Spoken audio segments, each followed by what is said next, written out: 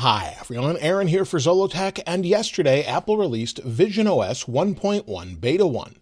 Let's go ahead and turn this on and talk about what's new. Now this is the main screen. When I updated to visionOS 1.1 Beta 1, it came in at 6.73 gigabytes on my Vision Pro, and you install it just like any other beta update or software update like you would on an iPad or iPhone. If we go out of this, we'll go into our settings here. Within settings, if we go to let's go to General, then Software Update. You'll install it the exact same way. Turn on the beta updates, you'll see it here, then you can install it. As far as the build number, let's go into About. You'll see the build number is 2105181E. This is just the beginning of visionOS 1.1, and there's some big changes that happened right away after you installed it. The first thing it did, let me close this here. The first thing it did is ask me to set up a persona. This actually fixes a lot of the issues the personas had before. So if we scroll down here, you'll see persona in our settings. It will verify with Optic ID. Once it does that, we'll go into our persona, and this looks much better than it did before.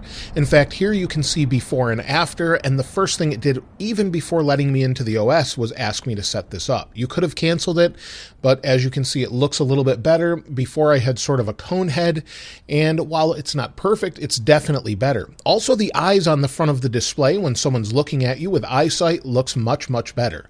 So this is what it looked like, and it seems like it's a better representation of what we have. Even though I'm not a huge fan of eyesight, I think the personas look much better.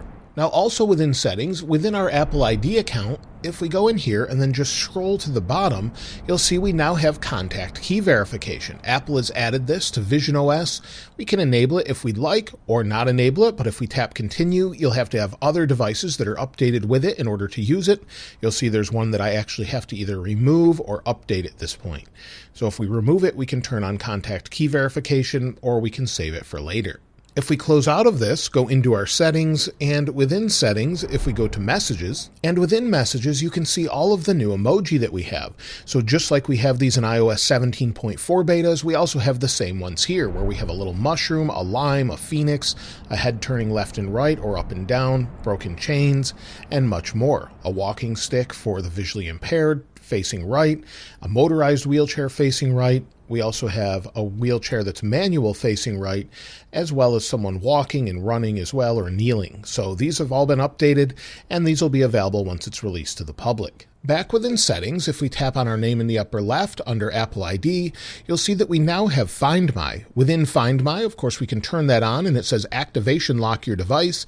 It cannot be erased and reactivated without your password. This doesn't seem to be showing up in Find My on my iPhone just yet, but hopefully in the future it will show up very, very soon, as that's something I think many people appreciate.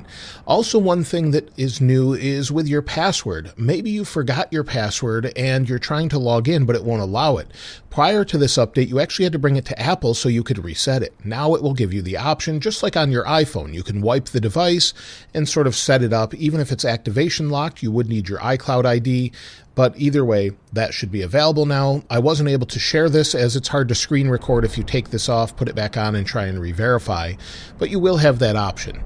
Also, one thing that this did, it did not work properly when I first went to set it up. My Optic ID did not work, so I had to set that back up. Within my Optic ID settings, I had to reset it so it would work properly again.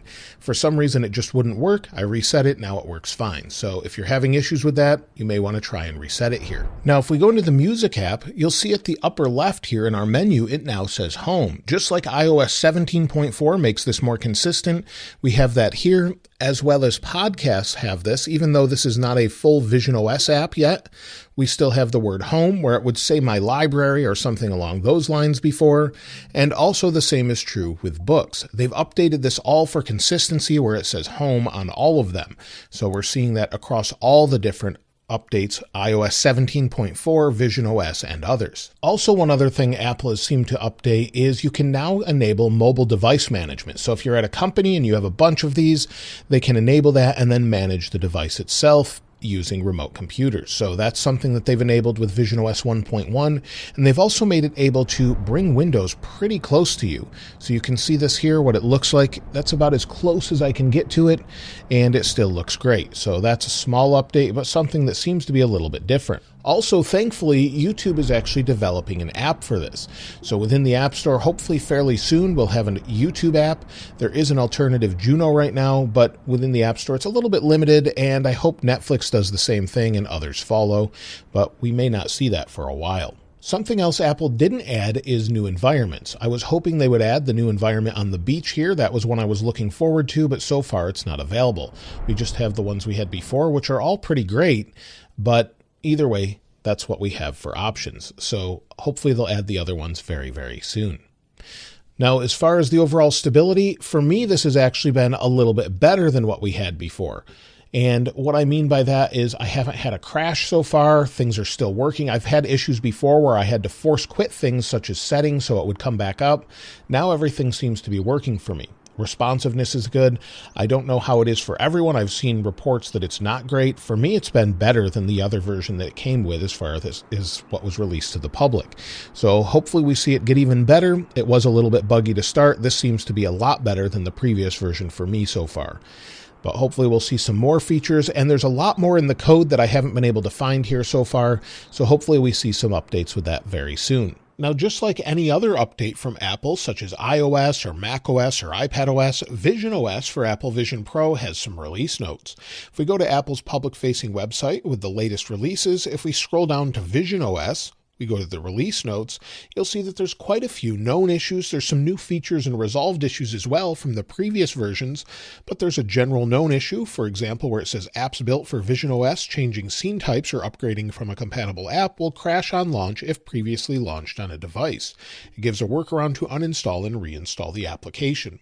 So definitely some issues with that, as well as known issues with accessibility, new features with app placement, App Store submission, Control Center issues, Mac virtual display issues, passcode issues, known issues with persona enrollment. This is a typical beta to figure out different bugs, make the software better, and it's not unusual, but I'm glad to see a bunch of different notes with additional information here. So resolved issues if you're developing, new features with Swift UI, and much more. I'll link this in the description below, but if you're wanting to use this on your main device, maybe you just picked up an Apple Vision Pro, I'd probably hold off at this point, as usually you're going to have bugs. Even though the first version was buggy, I'd probably wait at least to try this out, as there's definitely some issues here. I'll link this in the description though if you want to check it out. And just to go into this, as people have been asking me, when it comes to battery, this is all that Apple shows you. There's a battery percentage, and that's about it. So not a whole lot to show here. Maybe we'll have some more analytics with this or usage a little bit later, but so far that's all we have. If there's anything else you found in this update or more you'd like to see about visionOS, let me know in the comments below. And of course, if you haven't subscribed already, please subscribe. And if you enjoyed the video, please give it a like. As always, thanks for watching. This is Aaron. I'll see you next time.